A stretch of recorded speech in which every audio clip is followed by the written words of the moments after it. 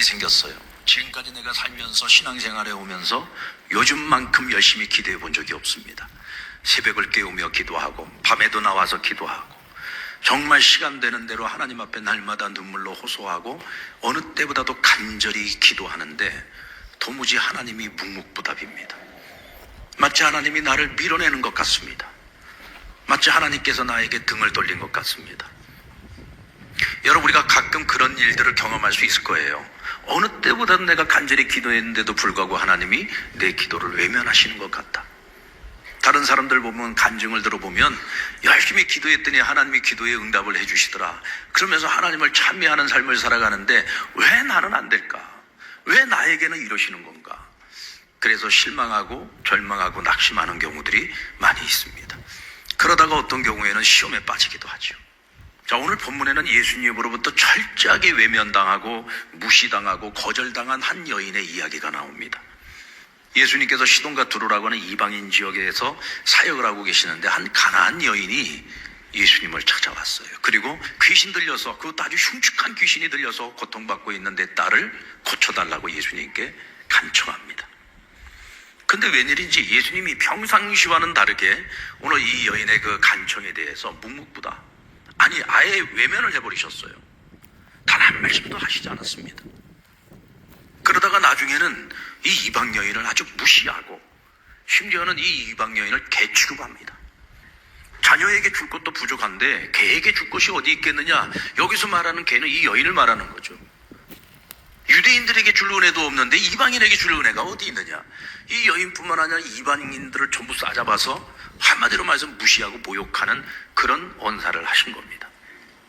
그럼에도 불구하고 오늘 이 여인은 주님께서 어떻게 반응을 하시든지 상관하지 않고 끝까지 포기하지 않았어요. 그리고 주님께 은혜 주실 것을 강구합니다. 심지어 주인의 상에서 떨어지는 부스러기 은혜라도 좋으니 주님, 부스러기 은혜라도 베풀어 주십시오. 주님께서 베푸시는 그 부스러기 은혜만 있어도 내 딸아이가 치유될 것을 믿습니다. 주님께서 평상시하고는 너무나 상반되는 모습을 보여주셨어요. 그러면서 이 여인으로 하여금 계속해서 믿음의 고백을 끌어냅니다. 그리고 오늘 주인의 상에서 떨어지는 그 빵 부스러기를 간절히 바라보고 사모하는 그 개의 모습이 나의 모습일지라도 저는 부스러기 은혜라도 괜찮다고 이토록 간절히 주님께 간구하고 있는 오늘 이 여인을 향해서 주님이 마치 기다렸다는 듯이 말씀하십니다. 야, 내 믿음이 크다. 그곳에 제자들도 있습니다. 다른 많은 유대인들도 있습니다. 이방인들 여러 사람들 많이 있습니다.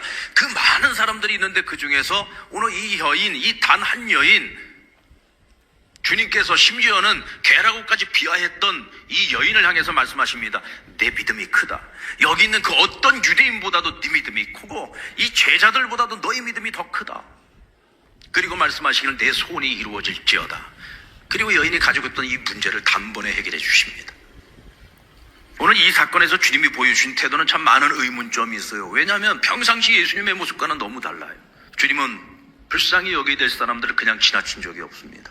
또 예수님께 호소하는 이들을 외면하신 적이 없습니다. 그런데 오늘 이 여인이 그토록 간청하는데도 불구하고 주님이 이 여인을 외면했다는 거죠. 뿐만 아니라 여인뿐만 아니라 이방인들까지도 무시하고 모욕 주는 그런 발언을 하셨어요. 평상시의 모습과는 너무 다르잖아요. 오늘 예수님이 왜 시돈과 두로에 오셨습니까? 이곳은 이방 지역이에요. 유대인들이 사는 곳이 아닙니다. 예수님께서는 유대인의 지경을 넘어서 이방인들에게도 복음을 전하기를 원하셨어요. 유대인만 구원하는 것이 아니라 모든 이방인들, 심지어는 모든 나라, 모든 민족, 모든 사람을 구원하기를 원하시는 분입니다. 지금까지 주님이 보여주셨던 모습은 그런 모습인데 왜 하필 이 여인에게만 이토록 혹독하게 말씀하셨을까? 우리가 이해할 수 없는 주님의 이와 같은 의외의 반응을 볼 때에는 반드시 그 안에 감추어진 하나님의 의도, 예수님의 의도가 있다는 것을 우리는 읽을 수 있어야 됩니다. 자, 그렇다면 오늘 이 사건을 통해서 주님이 가르치시려고 하는 교훈이 뭘까? 자, 그 첫 번째 교훈은 주님께서 아무리 나를 밀어내는 것처럼 보여도, 나를 거부하는 것처럼 보여도, 나를 무시하는 것처럼 보여도 포기하지 말라는 겁니다. 하나님 나를 거절하는 것 같아도, 하나님 나를 거부하는 것 같아도, 하나님 나를 멸시하는 것 같아도, 하나님이 나를 밀어내는 것 같아도 포기하지 말라는 거예요. 왜? 하나님께서 그와 같이 하시는 데는 다 의도가 있다는 거죠. 하나님의 계획이 있습니다. 주님이 여인을 밀어내려고 하는 겉으로 보여지는 이유는 뭐였습니까? 이 여인이 이방인이라는 이유 때문이었잖아요. 심지어는 자녀의 떡을 취하여 개들에게 던짐이 마땅치 않다라고 말씀하시면서 심지어는 모든 이방인들을 모욕하기까지 했습니다. 이때 여인이 보여준 태도는 25절 말씀에 보면 주여 저를 도우소서. 여인을 무시하고 모욕을 주었음에도 불구하고, 한번 따라볼까요? 그럼에도 불구하고. 저는 오늘 이 말씀에 이 구절을 집어넣어야 된다고 생각해요. 그럼에도 불구하고, 주님께서 나를 거절함에도 불구하고, 나를 무시함에도 불구하고, 나에게 면박을 줌에도 불구하고, 나를 밀어냄에도 불구하고 주여 나를 도우소서. 어떤 상황 속에서 포기하지 않는 거예요. 낙심하지 않는 겁니다. 그리고 27절 말씀해 보면 여자가 이르되 주여 올소이다마는 개들도 제 주인의 상에서 떨어지는 부스러기를 먹나이다 하니. 여러분, 이스라엘 사람들뿐만 아니라 이 중동 지역 사람들은 예전부터 음식을 먹을 때에 도구를 사용하지 않죠. 지금도 중동 지역에 가서 보면 음식을 먹을 때 손으로 먹습니다. 그래서 식사를 하기 전에 먼저 손을 깨끗이 씻고 그 다음에 이제 빵을 떼든지 음식을 먹을 때 손으로 뜯어서 먹습니다. 그 음식을 먹다 보면 손이 더러워지죠. 그럼 더러워진 손을 무엇으로 닦느냐? 빵을 찢어가지고 빵으로 닦습니다. 그런 다음에 그 빵의 부스러기를 밖에다 버리는 거예요. 그러면 주인의 상을 간절히 바라보고 있던 개들이 그 주인이 버리는 그 빵 부스러기를 먹기 위해서 큰 쫀살같이 달려가서 그걸 먹는 거예요. 그러니까 그와 같은 그런 상황들을 가지고서 오늘 이 여인이 예수님께 말씀드리는 겁니다. 개들도 주인의 상에서 떨어지는 부스러기를 간절히 바라고 사모하면서 기다릴 때 주인이 그 빵 부스러기를 던져주지 않느냐는 거예요. 개들에게도 그런 은혜가 있는데 저에게는 그런 은혜가 어찌 주어지지 않느냐.